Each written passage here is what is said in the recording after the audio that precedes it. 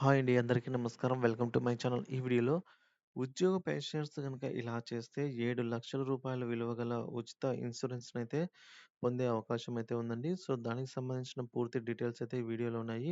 వీడియోని ఎక్కడ గాని స్కిప్ చేయకుండా ఎండ్ వరకు చూడండి. అప్పుడే పూర్తి ఇన్ఫర్మేషన్ అర్థమవుతుంది. వీడియో చూస్తున్న వీడియోకి ఒక లైక్ చేయండి. కొత్తగా మన ఛానల్ చూస్తున్న వారు ఎవరైనా సబ్స్క్రైబ్ చేసుకున్నట్లయితే మన ఛానల్ సబ్స్క్రైబ్ చేసుకోవడం ద్వారా నేను చేసే లేటెస్ట్ వీడియోస్ మీ వరకు రీచ్ అవుతాయి. ఇక ఆలస్యం చేయకుండా మనం వీడియోలోకైతే వెళ్ళిపోదాము.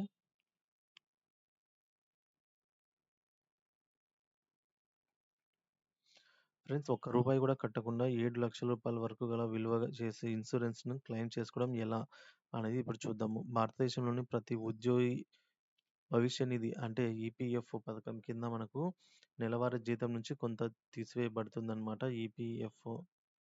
సో, నెలవారీ తగ్గింపులు ఉద్యోగి యొక్క పీఎఫ్ ఖాతాకు అయితే జమ అవుతుంది. సో, ఎవ్రీ మంత్ సాలరీలోంచి కొంత కట్ అయ్యి పీఎఫ్‌కు జమ అవుతుందన్నమాట. ఈ డబ్బును ఉద్యోగులు అవసరాలకు వినియోగించుకోవచ్చు.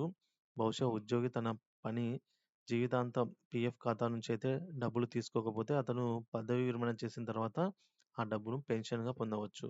ఉద్యోగుల భవిష్యత్తును దృష్టిలో ఉంచుకొని ఈ పథకాన్ని అమలు చేస్తూ ఉన్నారు.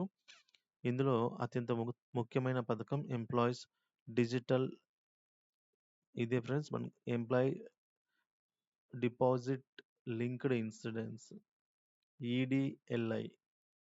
So, employees deposit linked insurance బీమా కవరేజీ అయితే అందించబడుతుంది.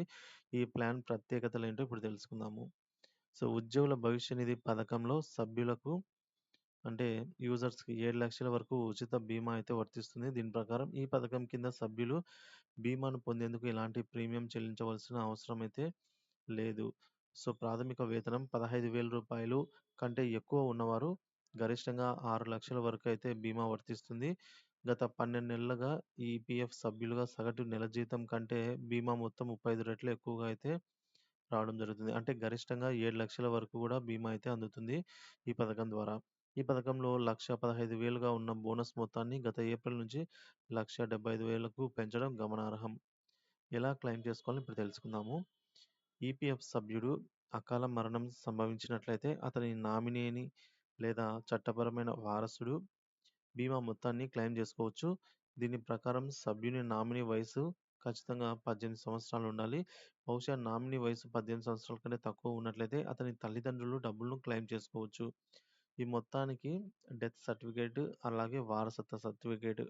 సో, రిక్వైర్డ్ డాక్యుమెంట్స్ వచ్చేసి డెత్ సర్టిఫికేట్ అలాగే ఈ విధంగా వారసత్వ సర్టిఫికేట్లు అవసరమవుతాయి. సో, ఇది ఫ్రెండ్స్. ఈ విధంగా చేసుకున్నట్లయితే రూ. 7,00,000 వరకు కూడా ప్రతి ఒక్కరికి ఈపీఎఫ్ ఖాతా అయితే ఉంటుంది. సో, కనిష్టంగా రూ. 15,000 సాలరీ నుంచి మొదలుకొని గరిష్టంగా ఉన్నవారికి 6-7,00,000 వరకు కూడా ఉచిత ఇన్సూరెన్స్ అనేది రావడం జరుగుతుంది. సో, ఇది ఫ్రెండ్స్. వీడియో నచ్చినట్లయితే వీడియోకి ఒక లైక్ చేయండి. ఈ వీడియోని తోటి ఎంప్లాయీస్‌తో షేర్ చేయండి. కొత్తగా మన ఛానల్ చూస్తున్నవారు దయచేసి సబ్స్క్రైబ్ చేసుకోండి. Thank you for watching this video.